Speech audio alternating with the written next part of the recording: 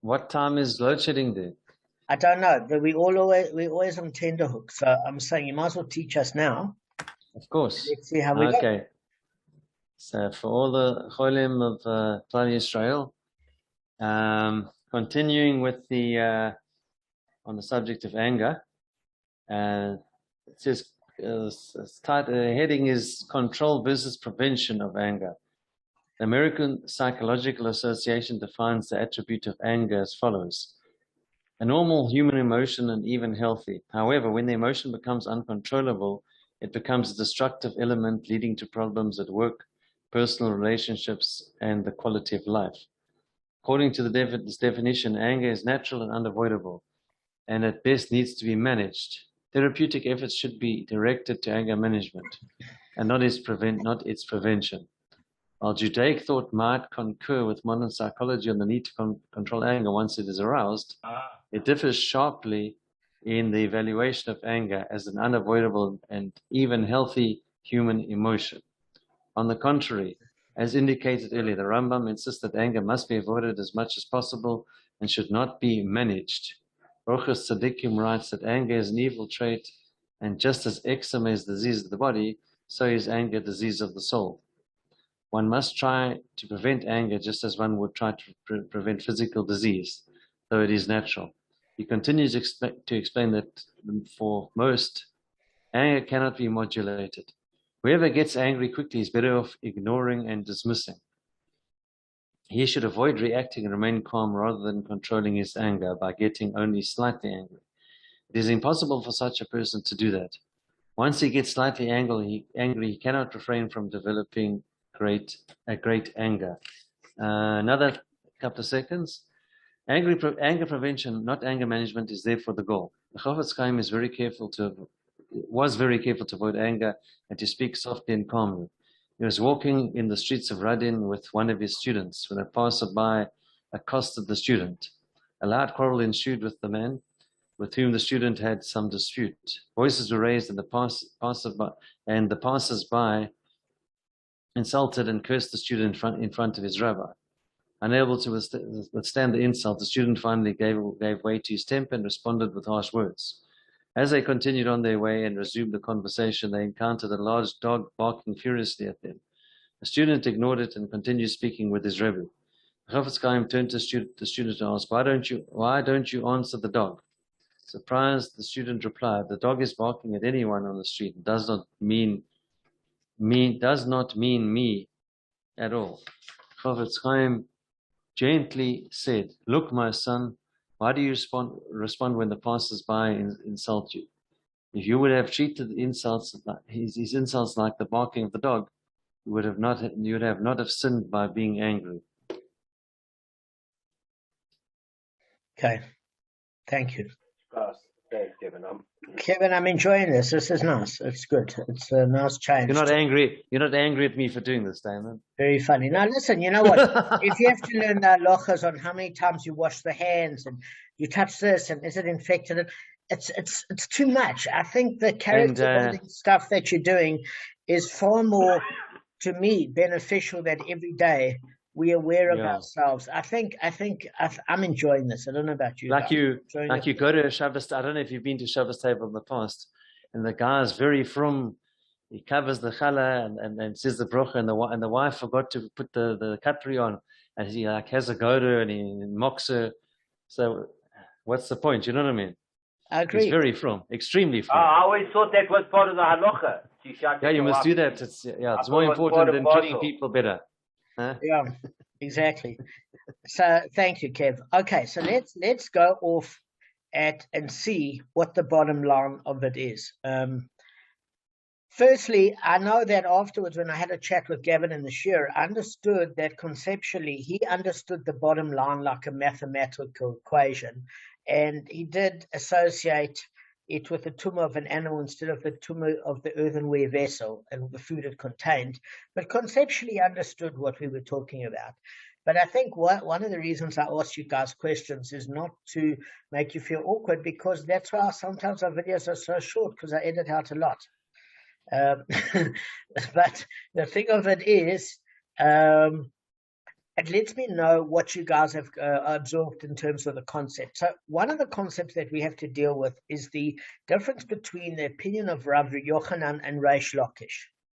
Because what's going to happen in the next daf or two is their explanations are going to be analyzed in terms of both accuracy and consistency. So just to reiterate that before we get to this question of Tumah, etc., we need to just clarify Rav Yochanan's opinion versus Reish Lakish. Now, I know Gavin's busy with something. Gav? Yeah, sorry.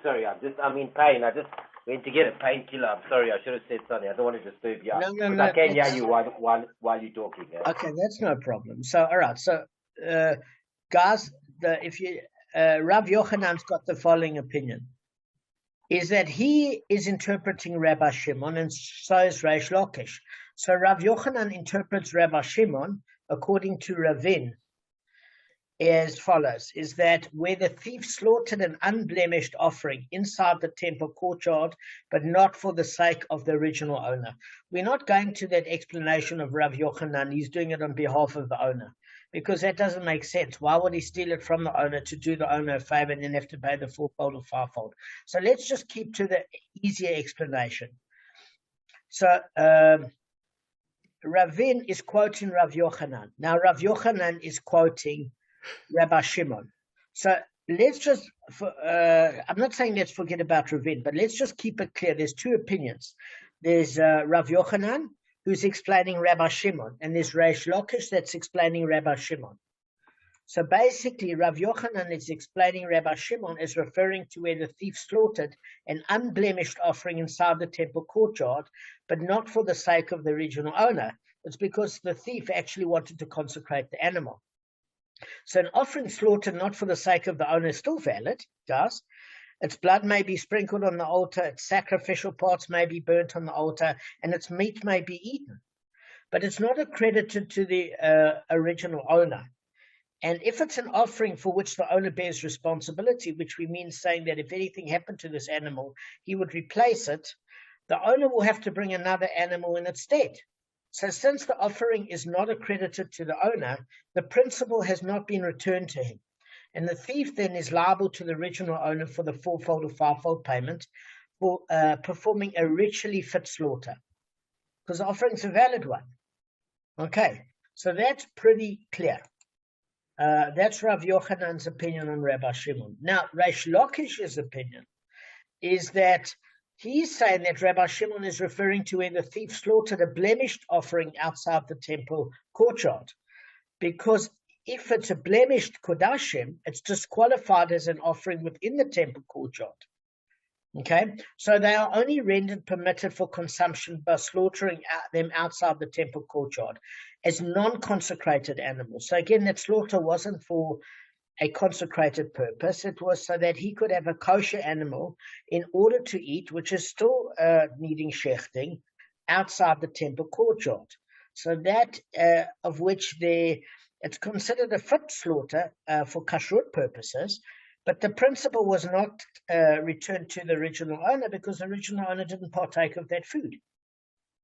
So Reish Lakish is talking about a case where it's not about a consecration. This is purely about the slaughter part and how to do it so that so the thief did it in a kosher way. He can consume the animal, but it still deprived the original owner of the animal, and therefore the thief owes a four or fivefold payment for the slaughter.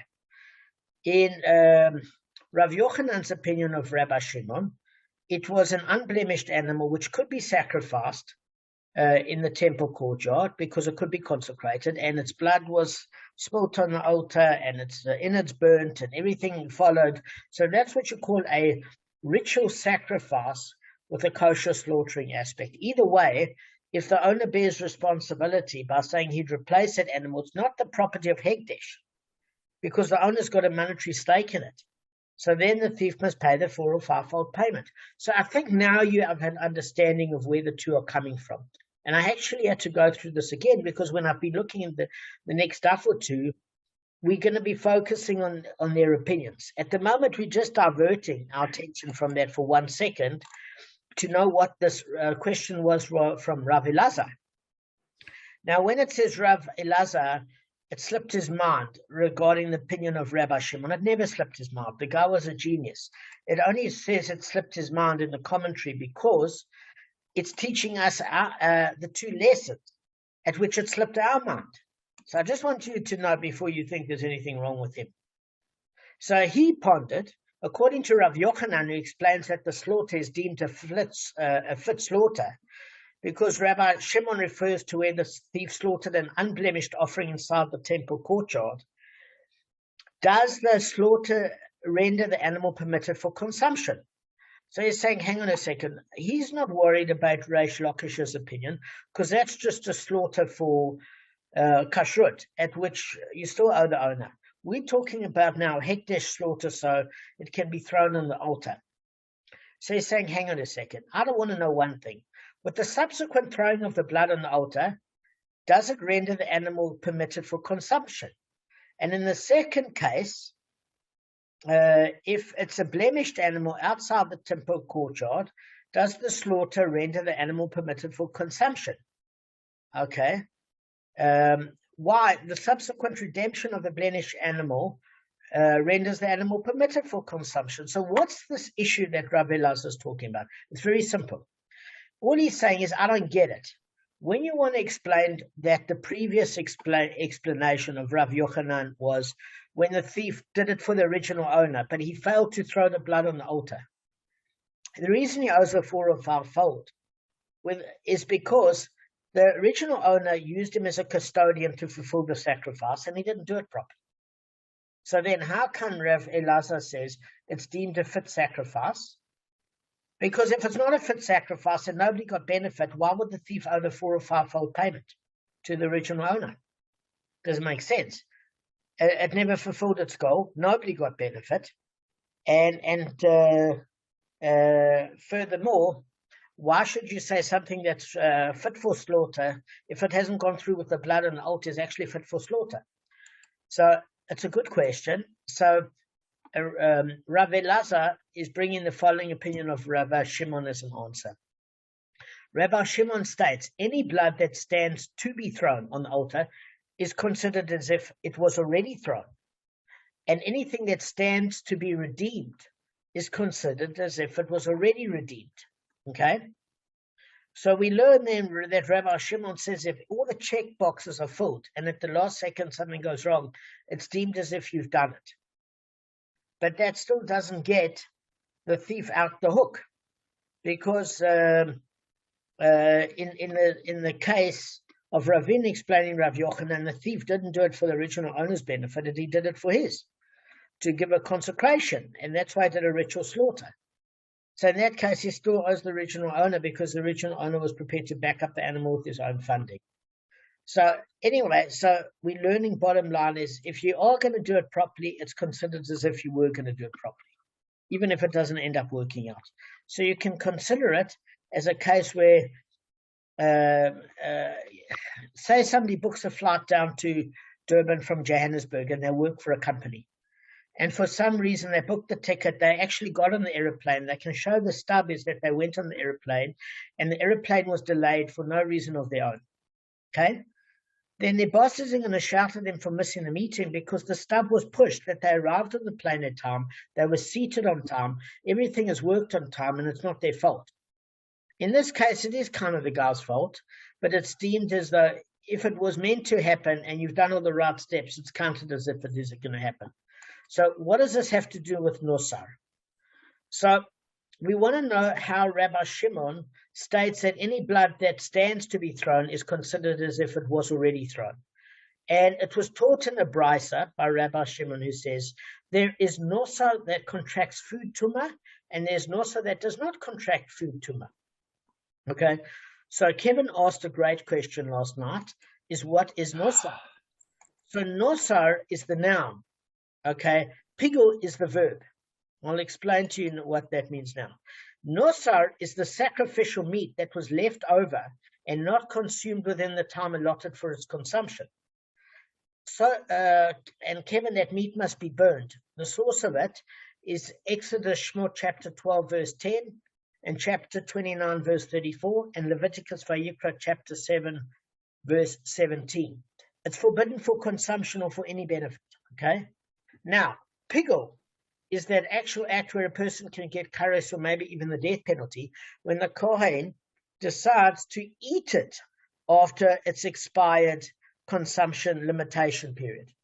That's the act of eating it. Nosar is the sacrificial meat that's gone past its sell-by date in terms of when you can consume it. That's sacrificial meat.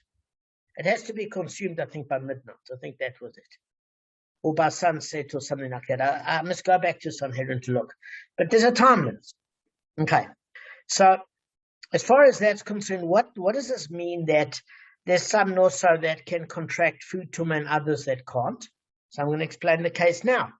How so? If it stayed overnight before the throwing of blood on the altar. So we're saying that Kodashim, who's allotted time for eating, is one day, and although the blood wasn't thrown on the altar on the day the animal was slaughtered, the meat therefore never became permitted. So what actually happens is the blood of an offering must be thrown on the altar before nightfall on the day that the animal was slaughtered. So once nightfall, it's not midnight. The Gemara says in Devar Moshe, it's a commentary, once nightfall arrives, the blood becomes invalidated and the meat has no means of becoming permitted. So what we are saying is here is if the blood was thrown on top of the altar, okay, that's a proper legit consecration and sacrifice. But you got until sunset for the Kohen to consume the meat and the private individual also to consume the part of the meat that he does. There's parts of the meat for the Kohen and there's parts for the individual bringing the sacrifice. So if it's eaten in its allotted time, then it's cool. Otherwise, it's nosar. But if you don't sprinkle the blood before sunset, that animal can never, ever be consumed, eaten, or benefited from. Okay? Because there was no blood on the altar. It's not redeemed. You can't touch it. So therefore, it's not even a case of letting it go past the time date of sunset. You can't touch it. So it's saying that if you've got two sets of animal meat in an earthenware container, the one set was left overnight, so either way, you can't derive benefit from it because you didn't eat it by sunset, even though you were entitled to. At that point, it becomes forbidden for a Jew to consume. But because it had a space in time where it was considered eatable because you threw the blood on the altar, if you'd have quickly eaten some of it before sunset, it's consumable. Okay, it's only after sunset that it isn't. But the sacrifice and the blood on the altar allowed it to be consumable. Therefore, that meat is now susceptible to tumah.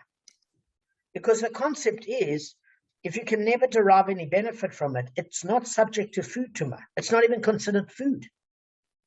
So then if it's in an earthenware container, there's no blood spilt on the altar, and you leave it till after sunset, you can't even derive any benefit from it whatsoever. So it doesn't even contain food tumah. If it's the earthenware container becomes tumah. Does that make sense, guys? Yeah. The concept. So what's the point of this? Kev? It becomes tumor because the water contaminated, all those liquids. No, it has nothing to do with that. It has nothing to do with that as well. How does it become tumor? Okay, so I'm going to explain that. So the tumor is an earthenware container. Whatever, there's a dead body nearby, there's a dead insects, animal, there's semen, whatever trod, there's insects, whatever generally makes an earthenware container absorb tumor. It's then whatever in that container absorbs tumah. But what we're saying is if that food is never rendered beneficial for a Jew to have at any stage, because a Jew can't touch it, it never ever becomes tumah.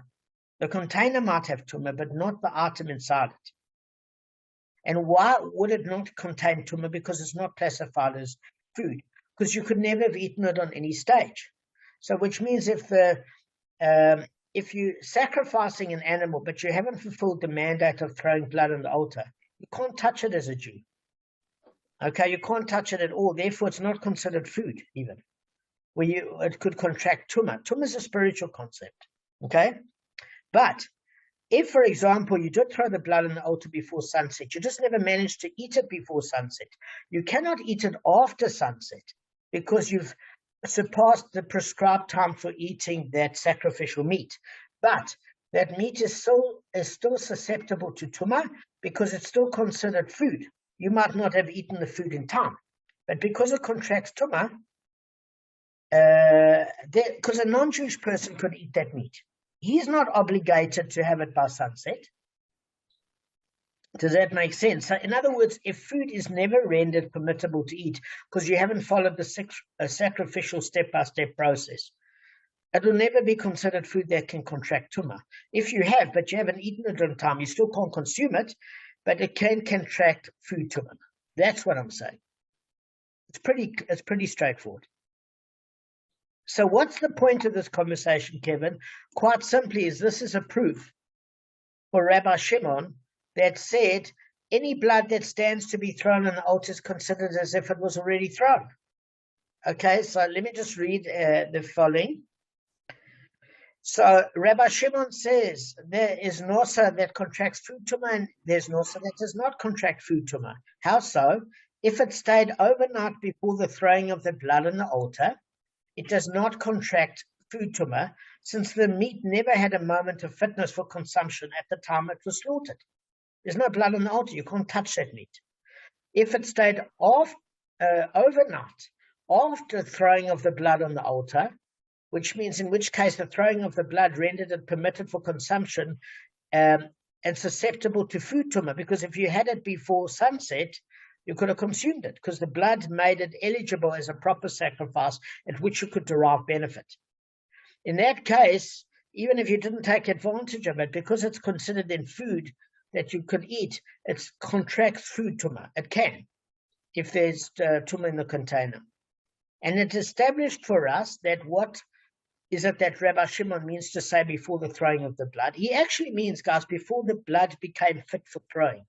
And what does he mean after throwing of the blood? He means after the blood became fit for throwing. What does that actually mean? Is that Rabbi Shimon doesn't differentiate between kodashim meat that stayed overnight before or after the blood was actually thrown, but rather before or after the blood became fit for throwing. Okay, so what the essence of this is, as I said, was it a sacrifice at which somebody could partake, whether you took the opportunity or not? So the Gemara defines the brisa further. Accordingly, what is the case of it stayed overnight before it became fit for throwing of the blood? Okay, so what we are saying is where there was no time left in the day to throw the blood on the altar, and it was slaughtered immediately prior to sunset. At that time, there was no time before sunset at which the blood becomes disqualified for throwing. So the blood never stood to be thrown on the altar, and we can't apply the principle of whatever blood stands to be thrown is considered as if it was thrown. In other words, you can't even partake of it. And it renders, to render the meat considered a food that is subject to food tumah. But when it does not contract food tumah, it's a case of it stayed overnight after it became fit for throwing of the blood, because there was time left in the day to throw the blood, and therefore if there was time in the day to throw the blood, if you'd have eaten it before sunset, it's considered food, and therefore it can contract food tumah. So evidently that is a proof that Rabbi Shimon holds that any blood that stands to be thrown on the altar is considered as if it was actually thrown. So accordingly, where the thief slaughtered the stolen kodashim inside the temple courtyard, he's liable to the fourfold or fivefold payment. Because although the slaughter didn't actually render the meat fit for consumption until the blood is thrown on the altar, since at the time of slaughter, the blood stood to be thrown on the altar. In other words, it was ready. Rabbi Shimon applies the principle of whatever blood stands to be thrown on the altar is considered as if it was already thrown. So the meat is considered fit for consumption. And then, guys, by extension, the slaughter is considered a slaughter that is fit, which renders the thief liable to the fourfold or fivefold payment. Make sense? Pretty straightforward. Okay. Now, the Gemara continues, and we know that Rabbi Shimon holds that anything that stands to be redeemed is considered as if it were already redeemed, because it was taught in a different brisa. Rabbi Shimon says, the meat of a slaughtered paraduma, from which is forbidden to derive benefit, conveys food tuma, since it had a moment of fitness. Okay, so even though it's forbidden for benefit, and Rabbi Shimon maintains that foods are prohibited for benefit are not technically susceptible to food tuma, there was a point in the paraduma, the red heifer, after it was slaughtered, when it was permitted for consumption. That's before the blood is thrown on. So if then it's classified as a food, it retains that classification, even if it's no longer permitted to eat it, which the blood is thrown on. Okay, so it had a moment of fitness, as you can see, where it could have been eaten before the blood was thrown on. So, and to explain what a moment of fitness means with the paraduma, this is Reish Lakish's opinion. Rabbi Shimon was wont to say a paraduma may be redeemed after it was slaughtered upon its wood pyre. So what's a wood pyre? So the paraduma, which is a red heifer, was slaughtered in a designated place on the Mount of Olives, okay? And it basically faces the portals of the temple. It's in Devarim, Numbers chapter 19, verse 4. So basically, guys, they'd make a wide pit that they dig in the place, and a wood pyre would be arranged in that pit, and the cow was slaughtered and burnt on it. Okay, I'm assuming it was wood because it's flammable. So Rabbi Shimon maintains that even after the paraduma was slaughtered on its pyre, in accordance with its halachic requirements, it may be redeemed, even though it did not become disqualified if a nasa paraduma is found, but not at the point where the blood is thrown on the altar. So since it stands to be redeemed, it's considered as if it was redeemed and rendered fit for consumption, even though it actually wasn't redeemed and remains prohibited for benefit. So the reason is basically they might have found another paraduma, but evidently we can see from this that Rabbi Shimon holds that anything that stands to be redeemed is considered as if it was already redeemed. So if the thief stole an animal and slaughtered a blemished offering outside the temple courtyard, he's liable to the fourfold or fivefold payment. Why? Because it's a kosher shchita. In other words, it's not fit for consecration because it's got a blemish, but it's certainly fit for kashrut purposes. So until the animal is redeemed, because the animal still has to be redeemed because it did have a blemish and it has to be, allocated a special category, he still applies the principle of whichever stands to be redeemed is considered to be redeemed. So the meat's considered fit for consumption, guys, at least for kashrut purposes. And obviously, by extension, the slaughter is considered a slaughter that's fit, which renders the thief liable to the fourfold and fivefold payment. Okay? So far that's where we're at. Do you guys have any questions? Yeah, I have it. Just it's not directly related, but it's I think it's important. It just how does that process work? Because you've done this longer than I have. Do you take your own meat? Do you take your own animal there and you shechter it yourself, and then you just put the blood on the altar? Or does the Kohen do it for you? Does he do the shechtering, or do you put the live animal on the altar? This is where I'm a little bit confused. This is just sort of a general thing. Kevin would know. I have no idea. The only Gemaras I've studied have generally been Nezikin, which is laws of damages, civil and criminal cases. It's only been my point of interest mainly. So are you saying how they do the slaughter? It's actually in this week's parsha. It's in Chukat, and they one of the with the ashes and so, but just they slaughter the animal first, then they collect the blood, and they stir it because after 10 hours, maybe what you said earlier, it might go off as well. It might not be suitable because it coagulates. So the Kohen then sprinkles it with his thumb onto the different and also on his, and he puts some on his toe. Then he puts it onto the mizbeach, and but it's slaughtered first, I think. Then I don't think they let it suffer. They think that they kill it, but they collect the blood. That's what they do with it. I don't know what the time frame is for once. I think once it's put on, once they cut it up and they put it on the altar for the barbecue, so to speak. I don't know when that actually happens. Okay. Or if they keep it in like cold storage, or what they did. Well, they had no cold storage then, so they couldn't have done that. But well, they saw maybe they must have, it must have been a quick process because of the heat, especially now this time of year. Yeah. Even in Jerusalem, it's very hot. So that's why we've developed Mayim Achronim, which is washing the top of our fingertips, because the salt they used to preserve the meat, since they never had refrigeration, was sodium bromide, not sodium chloride. Sodium bromide is from the Dead Sea. You get that in your eyes, you would be blinded. But it's a good meat preserver. So that's the habit of how Mayim Achronim developed, from sodium bromide, because it preserves in a different way to sodium chloride, even in heat. Right. It's about 100 times stronger than... Yeah. I am no expert in terms of any of the sacrifices, Gavin. As I said, it's not that I'm not interested in Kodashim, but you should always learn what you're interested in civil and criminal law, acquisitions, damages, property law, criminal cases, death penalty cases, corporal punishment, checking of witnesses, cross testimony referencing. All of those things have been my point of interest. Business. The only reason why I raised it is because you said that this guy can go, the thief can go in and slaughter it in the courtyard. So I just, and then he said it can be kosher if he slaughters on behalf of the other guy. So it looks like you can slaughter your own meat, but maybe some guys couldn't slaughter it; they didn't have the guts. But probably had to be shechted in a kosher way, because anyway the animal couldn't. Listen, you got a good point.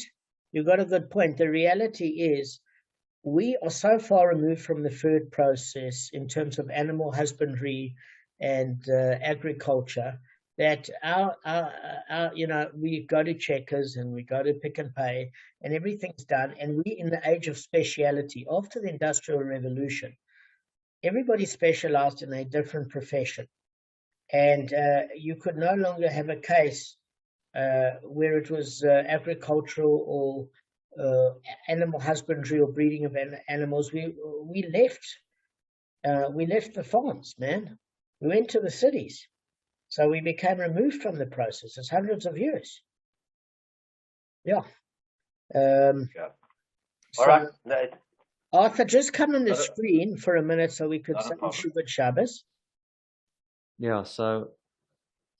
Yeah, but the point, as I say, why would someone who stole someone's animal want to slaughter it on his behalf?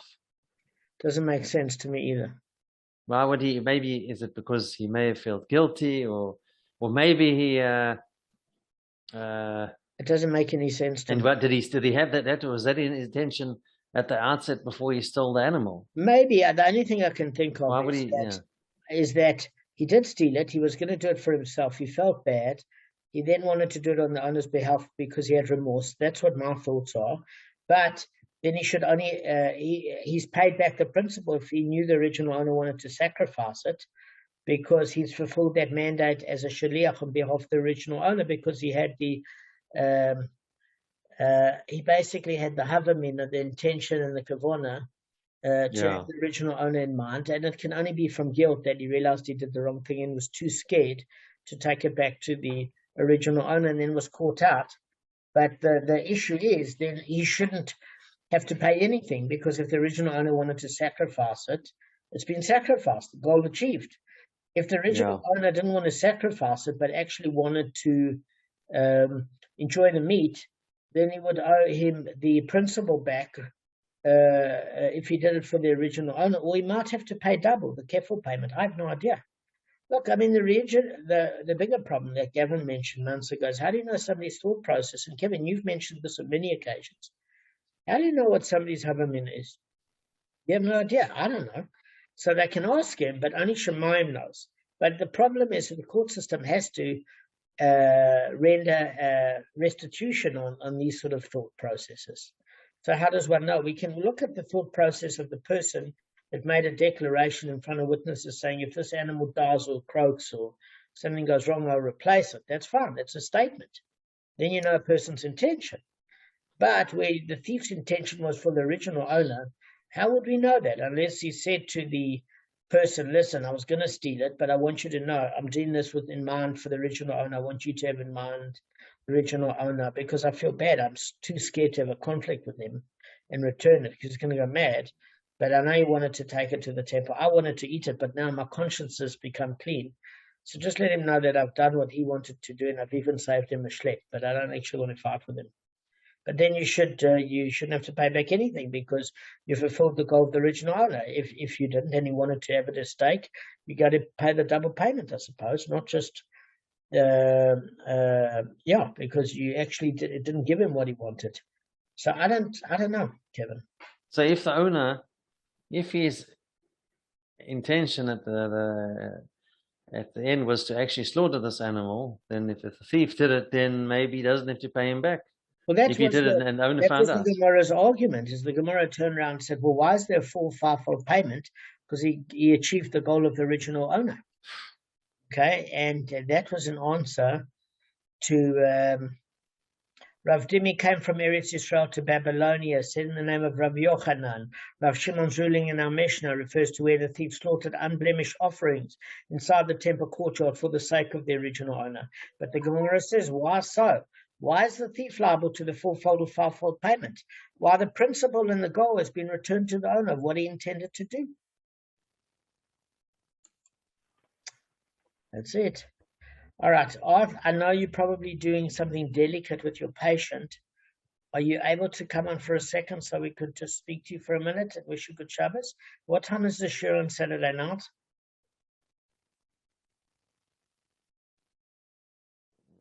Guys? So I'll be there for a second. What time is the shiur? On Saturday night. Guys? After what time does Shabbos finishes there later than us? What time do you finish there, Kevin? I'll tell you now. I'm just checking. I think about like let's just check. Where's the time here? 8:33. So it'll be 7:33.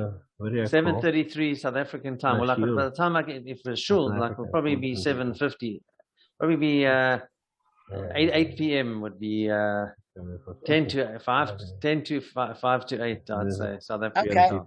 So let's make it 8 o'clock. 8 o'clock South African time. But I prefer on a Saturday night to a Sunday. It's actually pretty nice.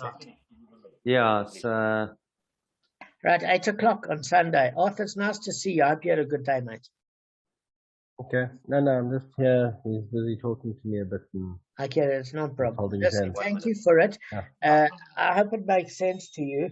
If ever you want to do a one-on-one on the principles or whatever, that's fine, but I don't think you're in the headspace. I explained it properly, believe it or not. I know it's a shock. A friend of mine said to me last Saturday night, he said, I don't know what's more of a, he said, it's as, he said, I never thought that you would be going to shiurim or giving it or having or learning from people. He said, it's a shock. I said, all the guys, with the backgrounds that we came from, we can all be very, very impressed with. Damon, did one of your Lebanese friends say this to you? They can barely read and write. They don't know what to do.